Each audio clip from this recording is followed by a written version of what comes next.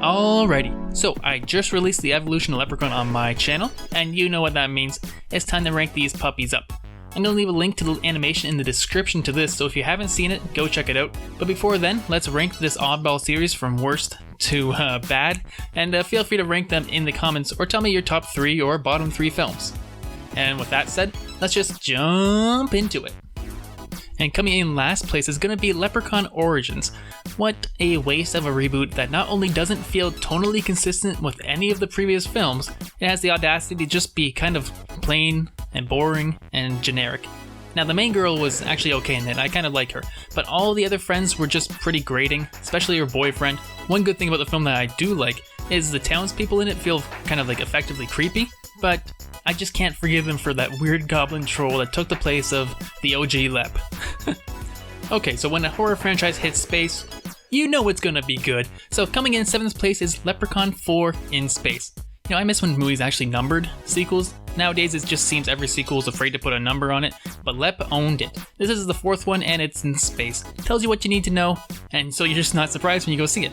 Unfortunately, the acting is horrendous. Minus Warwick, who does the best he can, and the ideas executed were far grander than the budget would ever convey. The CGI ships are particularly awful, and the monsters' practical effects at the end look like David Cronenberg's baby tried to redo The Fly. Although it has that special so bad it's hilarious quality, and I can't say I was bored like in Origins. So this one, yeah, it's worth the 7th place, but it doesn't deserve to be any higher. So after hitting up space, where do you go? The Hood, of course, and coming in 6th place is going to be the first Hood movie, Leprechaun in the Hood. This film has the benefit of Ice-T in a major role, as well as the 3 lead actors who all have pretty good chemistry. Unfortunately, the film has some weird editing choices and long shots that make the film feel empty and kinda oddly put together. Also, the part where Lep raps at the end, while iconic, is a little cringe and comes out of nowhere, but I won't lie, I had some fun watching Lep get up to his antics in an urban setting. So this one is fun for me, but you know, it just doesn't quite hit all the right spots. Plus, there are a few moments that feel just a little bit insensitive.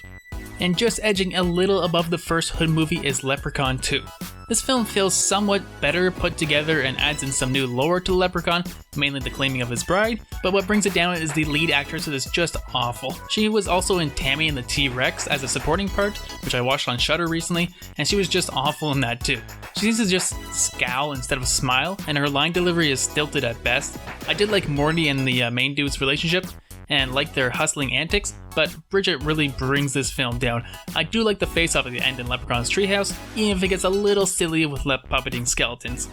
And now we cross the halfway point, and coming in at number 4 is going to have to be the second Hood movie, Back to the Hood. The 6th entry in the franchise decided to darken the tone up and tackle similar social problems that the first Hood movie aimed to comment on, but I think this one does it a little bit better.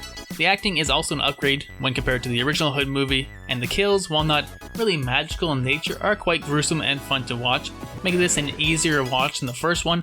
I also really like Lep's look in this film. It is somewhat darker, but he does retain the Warwick Davis charm, which I love.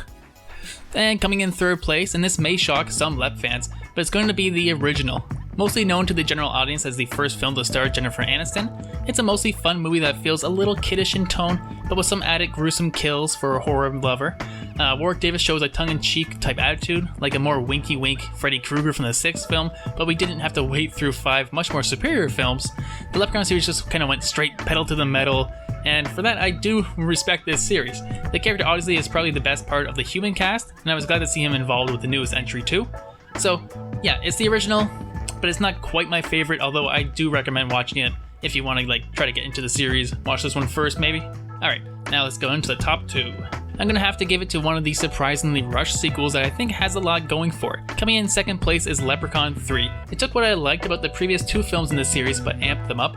Mainly the kills are about as wacky as the franchise has ever gotten, and the lead characters I actually find more than pretty likable. The cast also includes Stretch from Texas Chainsaw 2, and there's also a moment in the film that sort of preludes a #MeToo type moment that actually feels pretty earned, although it's immediately followed up with an insane kill scene, but you gotta take what you can here. This isn't really fine art.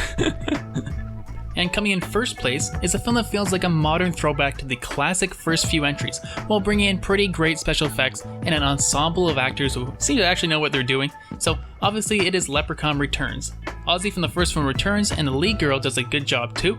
It's also nice to see some continuation in the series, as the films have a tendency to feel kind of like one-off films, but this one directly connects to the original and is able to blend in modern technology and eco-friendly kills in a way that doesn't really feel forced. The 3 female leads do a pretty good job in the role, and they actually feel like they have quite a good rapport with one another. I think the new actor for Lep does a really good, formidable job. He's not quite as good as Warwick, but he's a nice successor to the role. So if you want an easy 2-part marathon, tossing on the original and this, it could be a good choice. Especially if you're like, you don't want to rush through all 8 of these movies. So that's my ranking of the series. I can tell from the comments on the main video that this is a somewhat divisive series, although I think even the mega fans of Lep will agree that the films aren't really that great, but they are fun, and if you're looking for a movie to watch today, I highly recommend tossing them on, even if for a laugh. I'd also like to thank some of my patrons, including Brayon, who just started supporting over there, and Vince Ryan, who pledged at the $20 level a few months ago, but I didn't see the notification come up, so I want to thank you now, and until next time, make sure you don't get bit by any leprechauns.